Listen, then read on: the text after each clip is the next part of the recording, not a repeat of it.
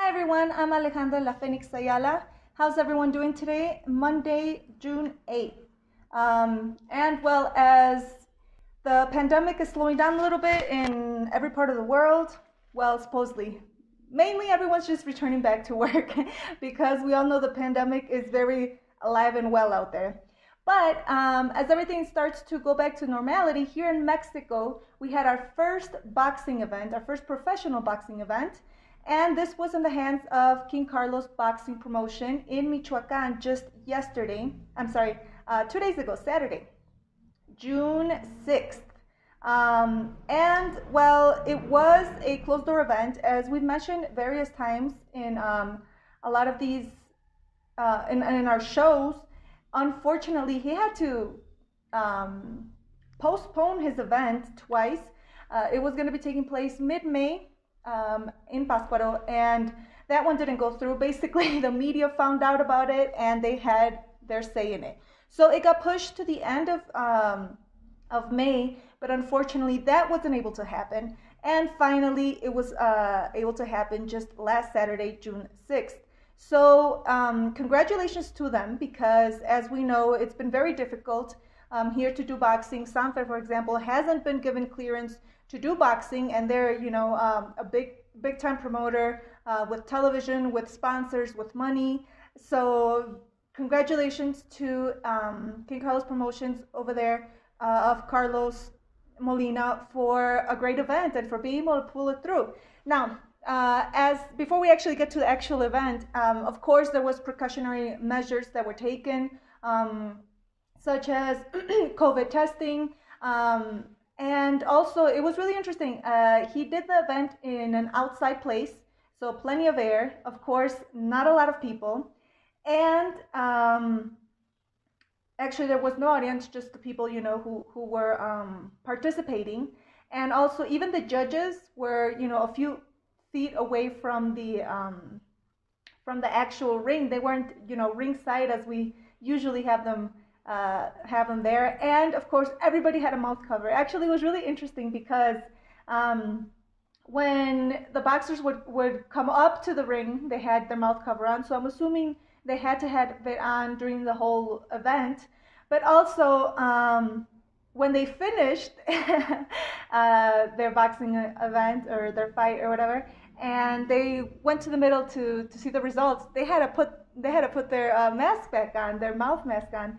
So that was really interesting because, as you know, we're not used to seeing that, and also for me a bit illogical because if they've already been literally in each other's personal faces, blood in some occasions, the breathing, everything, and I don't know why at the end they had to wear the mouth guard or the mouth mask back on, but well, there we are. So definitely all the precautionary measures were taken. The mounting was really well done.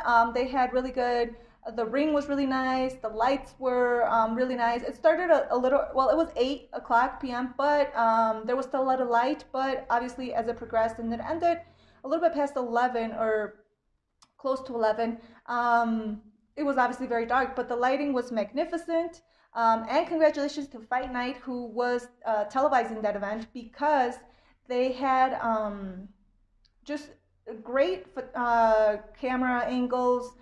It was very clear. It was very, like professional television. And also the commentators. The commentators were really interesting. I think sometimes, and even like HBO commentators, they're not doing boxing anymore, but even sometimes, on HBO or in ESPN Mexico, Latin America and things like that, the commentators can get a little boring. I'm sorry, that's true. But yesterday they were very much on point. They were lively. They had good observations. They were doing a really good job with the event. So awesome. Saludos Alfonso Hernández y claro que sí, saludos Barrera Martínez. Yeah, sabemos que eres argentino. Robert Cartagena. We're going to talk about a little bit about that, the UFC later. But so continuing with the boxing event, it was a small card, as most cards are doing right now. It was just five matches. There was a 4-rounder, 2 8-rounders, and 2 10-rounders. So it was really interesting. Let's start with the first one. It was a 4-rounder. They didn't televise it. And after that, they had Denilsen Valtierra with a record of 11 wins, 0 losses versus Auerelio Hernández with a record of 8 wins, 4 losses, and 1 draw for a lightweight match at 8 rounds, for which Valtierra, with no surprise, wins by unanimous decision. Then we have Sergio Castor with a record of 15 wins and 3 losses versus Luis Acuna with a record of 2 wins, 8 losses, and 1 draw. Now, I must mention that Luis Acuna, although his record might not reflect it, he's fought, internationally, and he's a really good fighter. So don't be misguided by the records. It was a good fight all around, even though Luis Acuna usually fights at a much lower weight. We're talking about welterweight, super welter. So obviously that took a toll on him.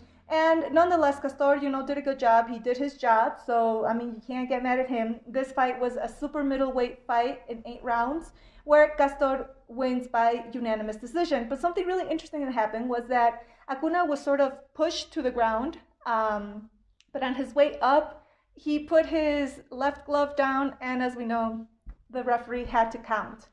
And why is that interesting? Because in the next fight after that one, it was Alejandro Davila with a record of 19 wins, 1 loss, and 2 draws, against Nestor García with a record of 23 wins, 20 losses, and 1 draw.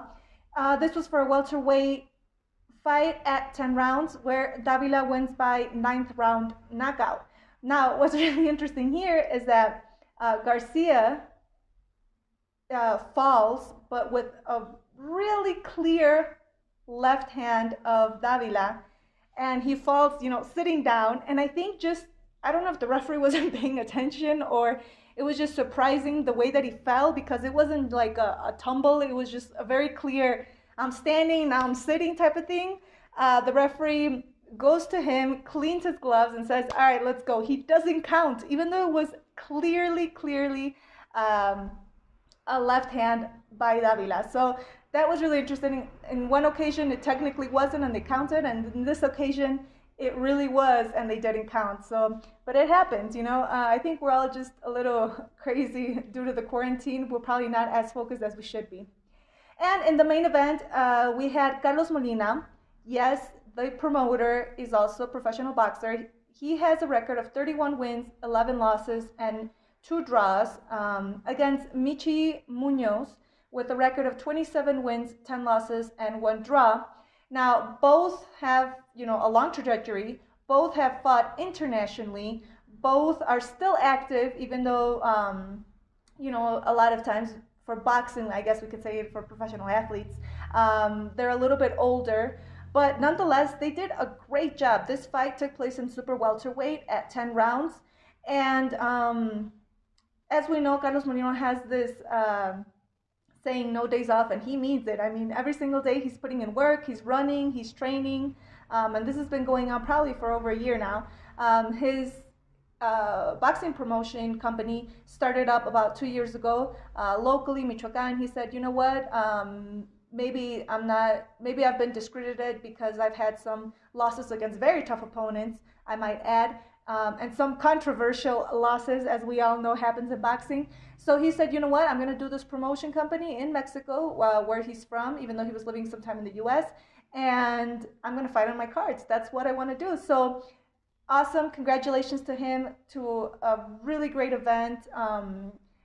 I know personally also it's very difficult to fight on your own, on your own card, on your own event, because, your mind is doing a million things. You have to worry about so many things, and at the same time you have to prepare to be fighting, to be up in the ring. So congratulations to him. Congratulations to Michi Muñoz, who took this fight that was, pending, and then it was going to take place, and then it wasn't, and then it was. He's from Guanajuato, and he just opened up his gym a week ago. So he also has a lot of things on his mind. Nonetheless, both of these boxers, entrepreneurs, did a good show. It ended by a 6-round TKO. And, well, that's how the event ended. So, as I said, I'm very excited because apart from this, that same night, I'm not sure if they had somebody present there or they just have good connections or just Boxrec isn't as busy as they usually are, but it's already up. All the records of the fights that happened that night are already up. So yes, also it's a fallacy that they were sanctioned. Now, on a federal level, they had said that the events would not take place. They would not give permission to do sporting events, even behind closed door, before June 15th. So this is what they've been saying, and this is why Sanfer, for example, hasn't been given clearance. But we must take into account that Sanfer wants to do it in Mexico City, where we are a red state, and where they said, for the next 15 days, it's going to continue being a red state, compared to Michoacan and Guanajuato, where they've been green states throughout this pandemic. So, I mean, I think it's okay. All of the boxers were considerably local. They were maybe one state away. We had Michoacan, Guanajuato, Querétaro, and Mexico City all participating, but we're talking about, a 4-hour drive. So, and they all did drive in because there aren't flights yet. And well, I mean, so I think this gives us a lot of, I'm very happy that this took place, that it was successful, that it was well done, that it was well recorded, and hopefully, I know Carlos Molina is very excited. He's already planning his next event in a couple months, and I hope this paves the way for other small-time promoters to go ahead and start, even if it is 5 events. I think the minimum to do a professional boxing event, well, it depends on the commission, but it's usually 4. So even if it is 4 or 5 matches, I think the people are just really excited to see. And if you do have these types of platforms, you really don't need to have a live public audience. I did notice a few things. For example, me watching it, that the commentators are really influential because we don't have, I think, the public, but also that you can hear the corners very clearly, also because there isn't a public. I think I want to reach out to these boxers and see what their experience was fighting without an audience. I think that's really interesting. We'll probably talk about it on Friday. And yeah, so congratulations to them. I'm really excited. I'm pretty sure this is going to pave the way for more events to take place. And I mean, we need to. It's the middle of the year, and people are just starving for it. And yes, as Robert Cartagena says,